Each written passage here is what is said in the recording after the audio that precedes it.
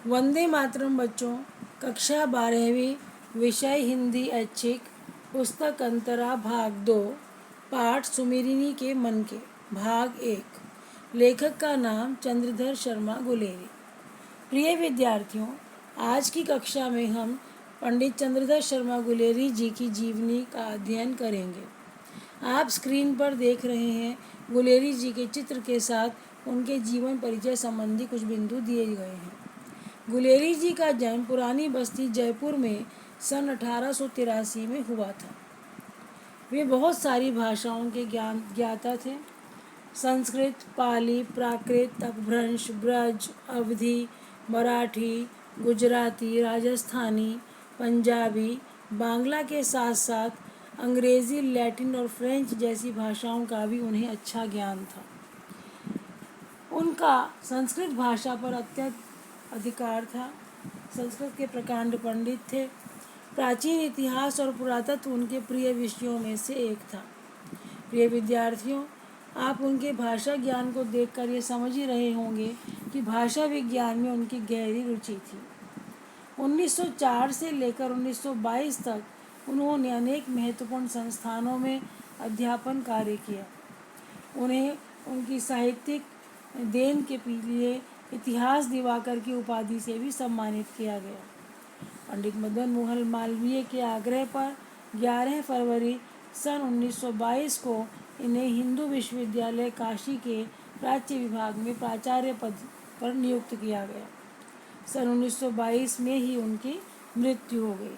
प्रिय विद्यार्थियों, इतने अल्पायु में भी उन्होंने हिंदी साहित्य को जो देन दी वह सराहनीय और प्रशंसनीय है।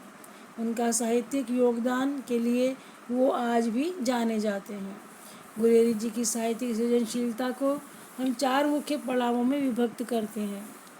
उन्होंने 4 पत्रिकाओं का संपादन किया: समालोचक, मर्यादा, प्रतिभा और नागरी प्रचारिणी पत्रिका। समालोचक 1903 से लेकर 1906 तक, मर्यादा के लिए 1911 से 1912 तक और प्रतिभा के लिए 1918 से 1920 तक। नागरी प्रचारिणी पत्रिका में 1920 से लेकर 22 तक उन्होंने अपना कार्य किया। इन पत्रिकाओं में गुलेरी जी का रचनाकार व्यक्तित्व उभर कर सामने आता है। प्रिय विद्यार्थियों, गुलेरी जी ने उत्कृष्ट निबंधों की रचना की, लेकिन अपनी प्रसिद्ध कहानियों के लिए वो आज भी जाने जाते हैं। उन्होंने 3 प्रसिद्ध कहानियाँ लिखी। इतनी कम कहानियों लिखने के पश्चात भी उन्हें इन कहानियों से अत्यधिक प्रसिद्धि प्राप्त हुई। उनकी लिखी कहानियों के नाम हैं सुखमय जीवन, बुद्धू का कांटा और उसने कहा था। तीनों ही कहानियाँ प्रसिद्ध हैं, लेकिन उसमें उसने कहा था कहानी गुलेरी जी की सर्वाधिक लोकप्रिय कहानी मानी जाती है। अगले दृश्य में आप देख रहे हैं कि उनके भाषा शिल्प पर प्रकाश डालने का प्रयास किया गया है। गुलेरी जी की भाषा अत्यंत सरल और सहज है। आप निबंधों का अध्ययन करेंगे तो ये पाएंगे कि अत्यंत सरल और सहज भाषा में वो अत्यंत गूढ़ से गूढ़ बात को स्पष्ट कर जाते हैं। आम बोलचाल के शब्दों के अलावा उनकी भाषा में तत्सम, तद्भव, गुजराती, पंजाबी, अंग्रेज़ी, उर्दू, फारसी भाषाओं के शब्दों का भी बहुलता से प्रयोग मिलता है। यह पहले भी स्पष्ट किया जा चुका है कि भाषा में तत्सम शब्द वे शब्द हैं जो संस्कृत भाषा से ज्यों के त्यों स्वीकार किए गए हैं। तद्भव शब्द वे शब्द हैं जिन्हें हमने थोड़ा सा परिवर्तित करके अपनी भाषा में स्थान दिया है। संस्कृत के वे शब्द जो परिवर्तित करके अपनी हिंदी भाषा में स्वीकार किए गए हैं वो तद्भव कहलाते हैं, जैसे अग्नि से आग। अपनी साहित्यिक रचनाओं को रोचक एवं सजीव बनाने के लिए लेखक ने वर्णनात्मक, विवरणात्मक एवं चित्रात्मक शैली का सुंदर प्रयोग अपनी रचनाओं में किया है। गुलेरी जी की सबसे अधिक विशेषता यह है कि वह प्रसंग एवं अवसर के अनुसार मुहावरों और लोकोक्तियों का प्रयोग करते हैं और उससे उनकी भाषा में सरसता, सजीवता और प्रवाहमयता आ जाती है। प्रिय विद्यार्थियों, दृष्टांत शैली का प्रयोग भी उनकी भाषा की विशिष्टता है। इससे उनकी भाषा में सजीवता आ जाती है।